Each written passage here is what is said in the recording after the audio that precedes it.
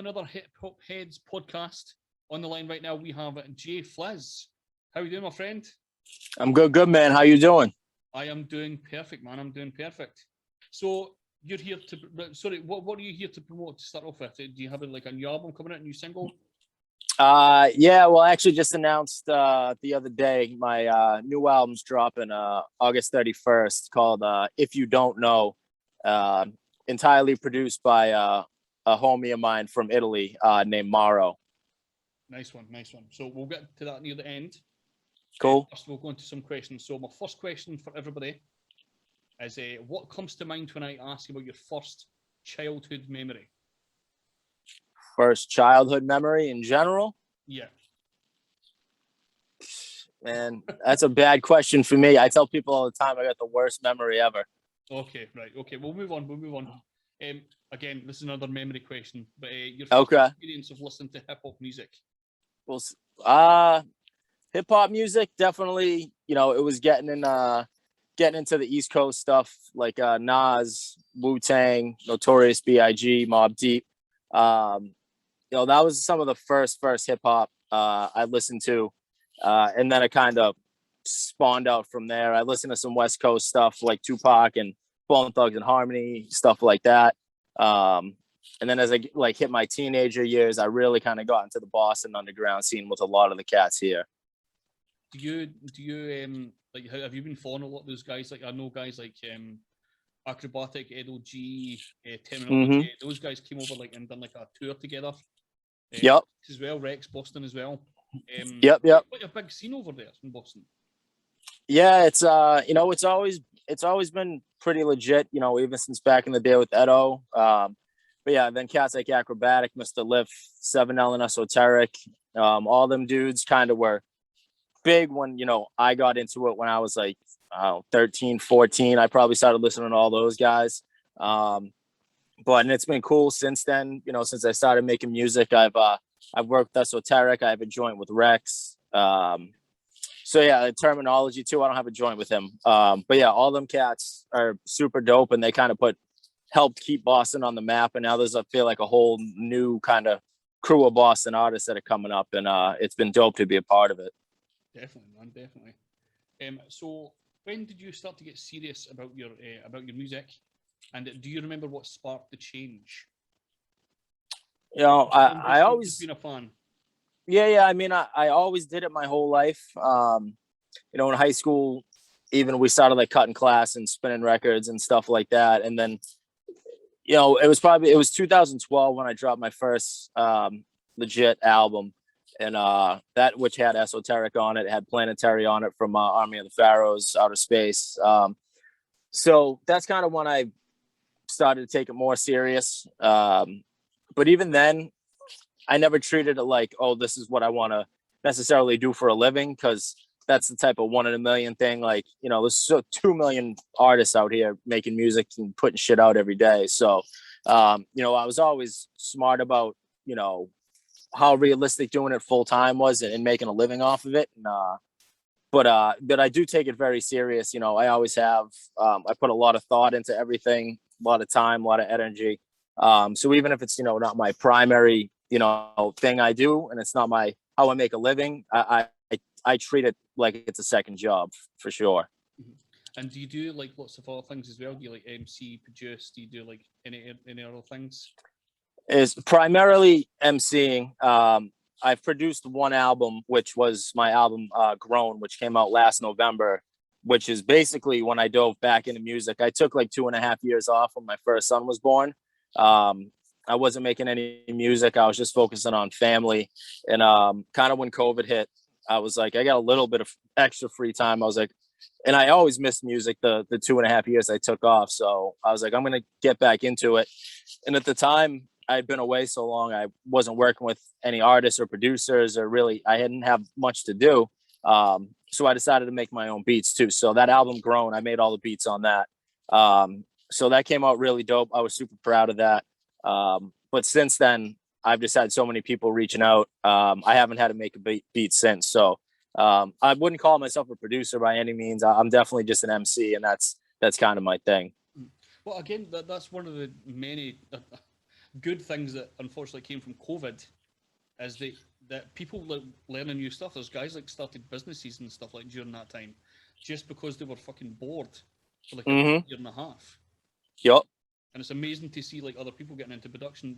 Was there a huge learning curve for you to get into Yeah, I mean, I didn't do any of the engineering aspect of it. Like, I didn't mix and master or anything, so I didn't do the super technical stuff. But as far as like grabbing samples and chopping them up and stuff, yeah, I mean, I think it came out good. It had a good response, so people liked it. But yeah, it wasn't. It was. I wouldn't say it was hard, but it wasn't super easy either. But it was fun to do it. You know, I'll probably still mess around here and there, but it's been pretty dope since that album came out. I've had so many, you know, artists and producers and stuff reach out that I've got projects literally lined up into next year at this point. So I haven't had to make a beat since, which has been cool. That's awesome, man. What's the scene like over there right now? Like, are you able to go out and do shows yet, or is it still pretty much locked down? Yeah. Yeah, no, it's everything's back in full swing. I performed back in May when my album Devil at the Pulpit came out. So I went and performed, and yeah, there's shows, you know, every week going on. I have a feeling that could maybe change the way things are going right now. Things are getting a little dicey again. Or at least everybody's gonna have to mask up again. Like, we're still no masks, none of that stuff. But that, I have a feeling that could change. But yeah, as of right now, there's shows, you know, happening all the time. So everybody's in the full swing of things right now. Nice, man. 'Cause I've got like we go back to normal on Monday. So Yeah. I'll have my first gig at the end of the month. So looking Nice. forward to actually getting fucking back out. It'd be good. Right, right. So what do you do when you're not making music, man? When I'm not making music, I'm either working my day job where I sling beer, wine, and spirits, which is a pretty cool gig. Okay. So that keeps me busy, and then after that, I'm just home hanging with my kids. That's and the wife. That's pretty much it. I'm a super kind of low key, like to be home, hang with the family type of guy. I don't really, you know, go out, do much. It's pretty much work, and I spend my time with them, and then my free time at night, I'm working on music. That's pretty much the rotation. Mm-hmm. What about the selling alcohol? Do you make your own alcohol? Is that what you do? No, I work for like a distributor, so we'll get beer from different breweries. They send it to us, and then we ship it out to you know, to stores and restaurants and all that. That's fair. Yeah. So it's a good gig. I've been doing it for like almost 10 years, so it's good. Nice. Yeah, keeps the lights on. Oh, definitely, man, definitely. What albums or artists are on heavy rotation in your life right now? Heavy rotation right now. Aside from listening to my own stuff at an obnoxious clip, my dudes at Knuckle Draggers dropped Dirt Locker, which came out. I think it was in July. I think it was just a month ago. It's either end of June, early July. That drop, which I'm actually on that album. But that's super dope. My dude G Fam just dropped Brocky Marciano, which is really dope. What else has been coming out lately? I said I listen to a lot of local cats, but some other dudes like my man DJ Matty Light, who's from my neck of the woods, who actually lives in Chicago now. He dropped an album with his cat Tones, which is really dope. That came out like a month or two ago, so I've been rocking that pretty steady. So there's so much shit that comes out every day. It's almost hard to just stick with one thing and actually keep playing it. There's so much stuff coming out all the time. So name 3 things that you can't live without when you're in the studio. 3 things I can't live without. So definitely my microphone, because I ain't getting nowhere without that. I usually like to have an alcohol. What microphone are you rocking right now, man? Oh, it's nothing fancy. I'm very simple. It's like I forget what it even is. It's legit. It's a USB mic that plugs directly into my computer. It's not even like a high-end fancy type of mic, which is crazy because my setup is very simple.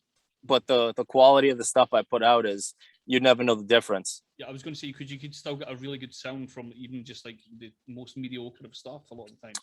Yeah, I mean, hard on mixing and mastering and shit. exactly. And my homie Tali Rodriguez, you know, primarily does all my mixing and mastering. And he's just like an alien, like wizard, supernatural with it. So like everything he does is just it's unbelievable. So I do all my stuff, I send it off to him, and he makes it all just sound perfect. It's wild. Nice. But yeah, so yeah, with far as what I couldn't go out without, definitely the mic. I would say alcohol, because I definitely always like to have a beverage or two while I'm in the zone. But what's your liquor of choice, man? What do you drink when you record them? I'm a big bourbon guy. Okay. I like bourbon. You know, I big into like craft beers and stuff like that, but you know, the stuff is super filling, and it's like you drink two of them and then you just feel full afterwards. So like I like to usually just sip on some bourbon and chill out. That's usually my go-to. Nice. Final thing, my man. Final thing. I'd probably say a fan, which is probably weird and random, but especially in my crib on the second floor where I record and everything, even when I got the AC on and stuff, it just runs hot. I don't know if it's because the computer and everything else going or what it is, but it's always hot, and I get miserable and cranky when I'm too hot. So I like to have a fan just blasting on me at all times. So it's that really high MC energy, man. That's yeah, man. Yeah. Dragon Ball Z shit. It's fucked up. That's right, Super Saiyan. So, what's your proudest moment to date so far as an artist? What's your proudest moment? Proudest moment as an artist? Tough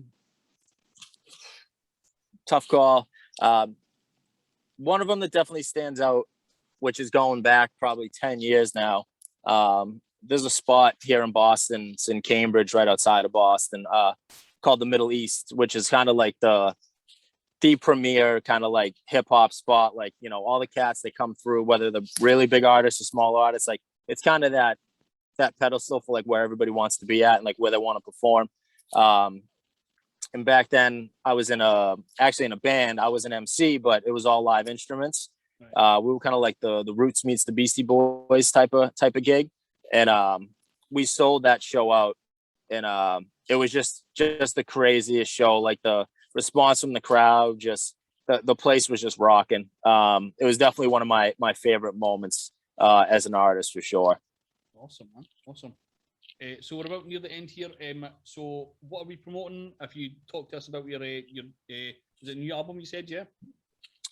Yeah. So I've been dropping stuff like crazy all year. I just put out an EP in June, and now I got another one.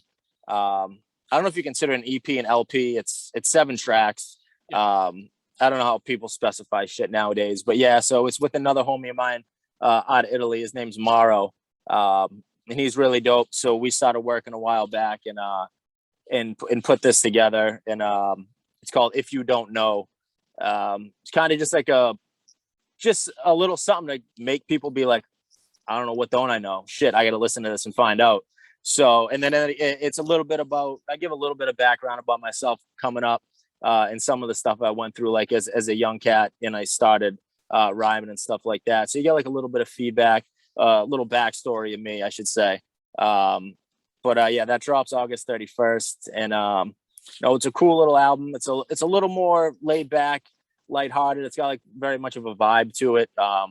There's no crazy, like super hard hitting grimy rapper on it or anything like that. It's just a good overall, just cool little album. So I think people will dig it.